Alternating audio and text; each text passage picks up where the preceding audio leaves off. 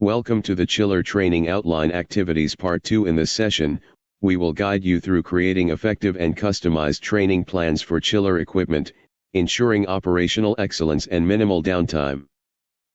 Streamlined chiller operation with display panel control. Nowadays, chillers are controlled through a display panel. To turn the chiller on, you only need to turn on the CHW, CW pump, and cooling tower. Then go to the chiller display and turn it on. To turn it off at the chiller display and then turn off the CHW, CW pump, and cooling tower. You don't need to manually do anything for the chiller and chiller motorized valve. The image shows the display panel of a standby chiller. Steps to turn the chiller on. Press the run button. Ensure the compressor status changes from stop to running. Ensure the no-flow status changes to flow on both the condenser and evaporator sections. This will occur once the pump is turned on.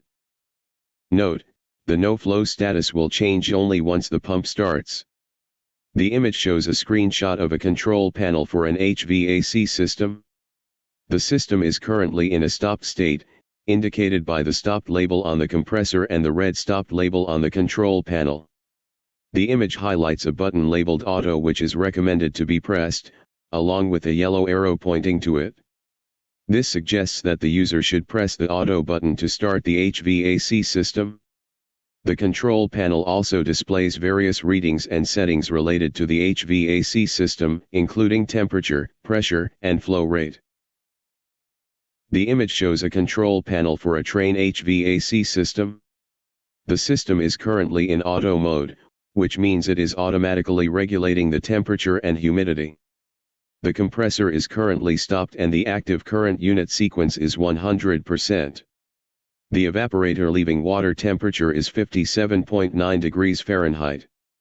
The control panel allows the user to view various parameters such as the condenser and evaporator temperatures, as well as to switch to manual operation. The click here to open detailed activity page prompt suggests that further information and adjustments can be made on a separate page.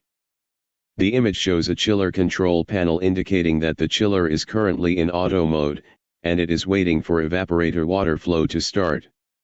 The evaporator leaving water temperature is 57.9 degrees Fahrenheit.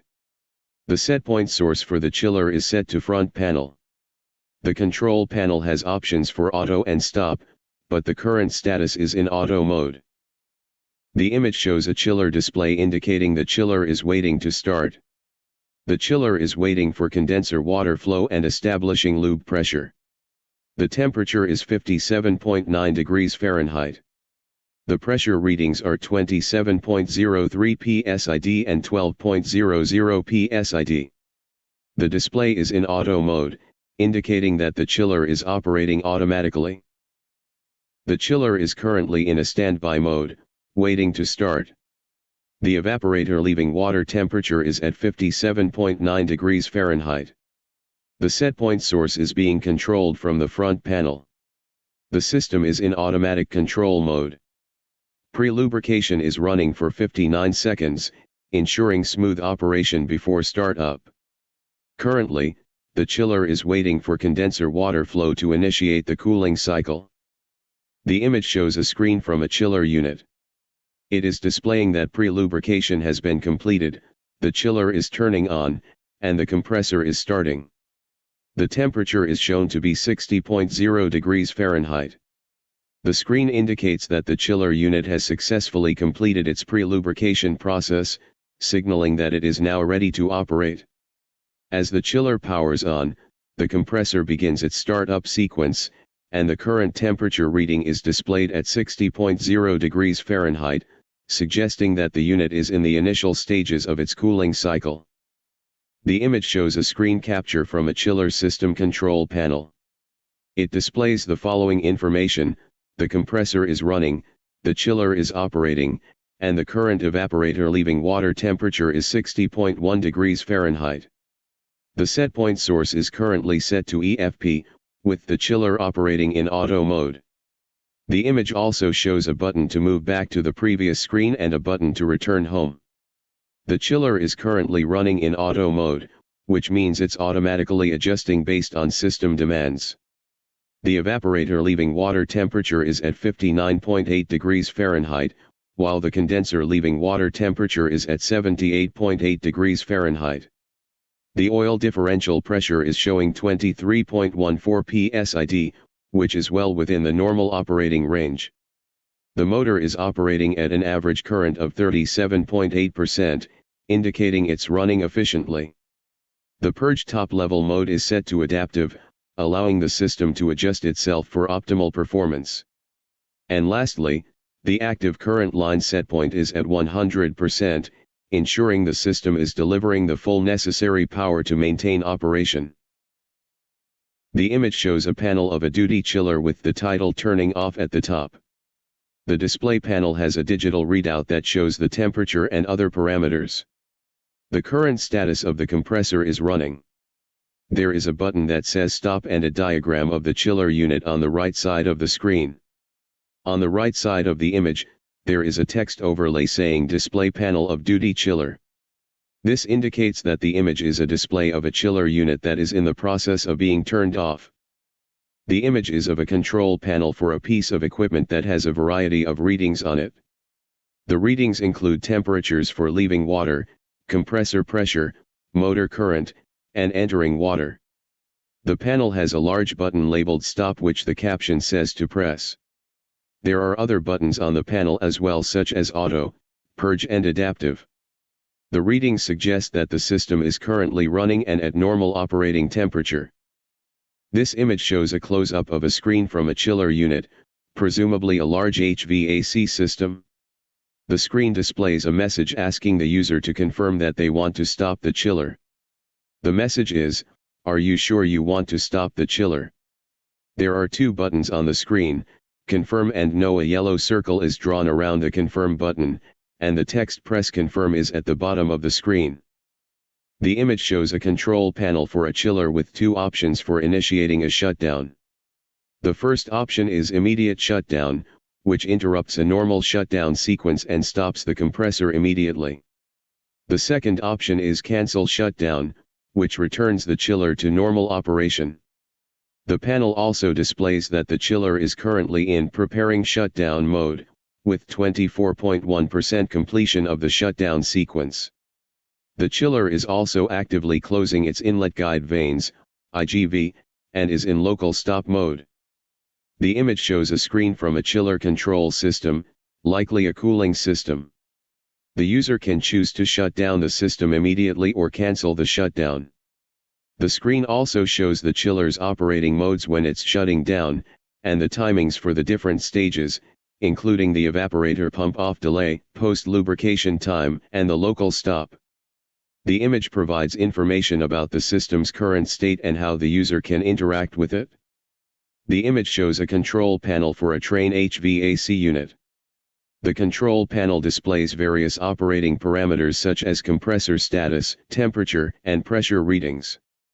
The image highlights the stop status of the compressor, which indicates the unit is currently not operating. The image also shows a no-flow status for both the condenser and evaporator water flow, suggesting a potential issue with the water circulation system. Additionally, the control panel shows the setpoint source as BASICAFF, indicating the system is currently running in a basic configuration. The buttons auto and stop provide options for controlling the HVAC unit's operation.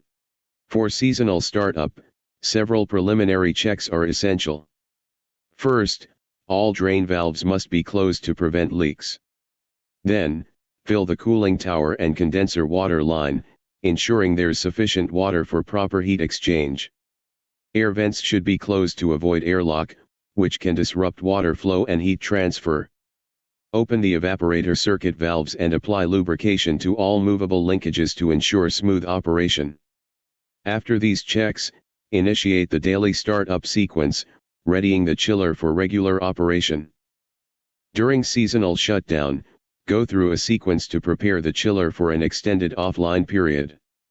First, disconnect all switches, except for the control power, which should remain connected to monitor and preserve settings. Drain the water from the cooling tower and condenser lines to prevent any freezing or buildup during downtime. Finally, remove air vent plugs from the condenser coil, allowing any trapped air or condensation to escape, which keeps the system dry and minimizes corrosion risks. The front panel display of the chiller offers comprehensive monitoring. Key metrics such as compressor status, oil differential pressure, motor current, and water temperatures are displayed prominently. The panel includes auto and stop modes, along with indicators for alarms or issues that might arise during operation. Graphical data on this panel, such as temperature or pressure trends, helps operators track performance in real time, enabling quick adjustments if necessary. This display serves as a central command for managing both routine and emergency chiller functions. The image shows a screenshot of a system's dashboard. The dashboard displays different aspects of the system's performance. There are 4 main sections: compressor, condenser, evaporator, and meter. Each section has information about the system's temperature, pressure, and flow rate. The dashboard also has a button for accessing reports for daily logs. The button is highlighted and suggests that the user should click it to access the reports. The image also shows that the system is currently running and that the compressor is active. The system's temperature is 6.1 degrees Celsius. The meter shows that the average motor current is 82.1%. The purge top-level mode is adaptive. This is a report on the status of a refrigeration system, specifically focusing on its evaporator, condenser, compressor, motor, and purge. It displays various data points related to temperature, pressure, flow rate, and motor performance. The evaporator section indicates the entering and leaving water temperatures, saturation temperature, pressure, and flow status. Similarly, the condenser section provides the same information for its respective components. The compressor details encompass its start times, running time, oil pump discharge pressure, oil tank pressure, differential pressure, and temperature. The motor segment reports on power consumption, power demand, power factor, temperature, frequency, speed, and transistor temperature. Finally, the purge section lists the time until the next purge run, daily and average purge durations, daily purge limit, chiller on time, pump out chiller on time, and purge life. The image shows a screenshot of a control panel for a building automation system, BAS. The BAS is used to control and monitor various aspects of a building, including HVAC systems. The screenshot displays information about the evaporator temperature, setpoint source, and other system parameters. The text in the image explains how to change settings by clicking on the desired option and then pressing OK. The image also indicates that these settings can be accessed through the Settings menu. To change the CHWMP setpoint, go to the Settings tab and select Chiller Settings. You can adjust the CHWMP setpoint by modifying the value displayed in the CHWMP setpoint field. The image shows a setpoint of 44 degrees Fahrenheit. By changing the setpoint, you can control the temperature of the chilled water flowing through the system. The image shows a screen from a control panel, likely for a cooling system. The display shows the current evaporating water temperature is 51.1 degrees Fahrenheit. There are settings for the active chilled water setpoint, with options for selecting between the BAS and front panel chilled water setpoints. The current active setpoint is 44.0 degrees Fahrenheit, and the user has the option to edit or delete the setting. The image shows a computer screen displaying a web page titled Chiller Plant Manager. The website is from the company Trane Technologies. The caption on the screen states that this is the home page of CPM and directs users to the C&D pump summary page. The web page has a navigation menu on the left side, which includes options such as home, pumps, chillers, cooling towers, valves, and alarms. The main content area of the page displays a dashboard with various widgets, including a graph showing the current chiller plant status, a table listing pump status, and a section for system alarms. The image shows a status page for a system with multiple pumps. The page displays parameters such as the pump's auto status, flow status, trip status, and command status. The data is organized into columns for each pump, identified as CNDP1, CNDP2, CNDP3, and CNDP4. Additionally, the status page includes details about the system's bypass control valve command and feedback, chilled water chemical feeding pump condition, and the status of the pre-injection unit, which includes the chemical feeding pump's duty, trip, and standby status. The bottom of the status page provides information about the chilled water supply temperature and the chilled water return temperature. The image shows a screenshot of a chiller plant manager software. It displays various parameters related to the chiller plant, including the current status, temperature, and running capacity.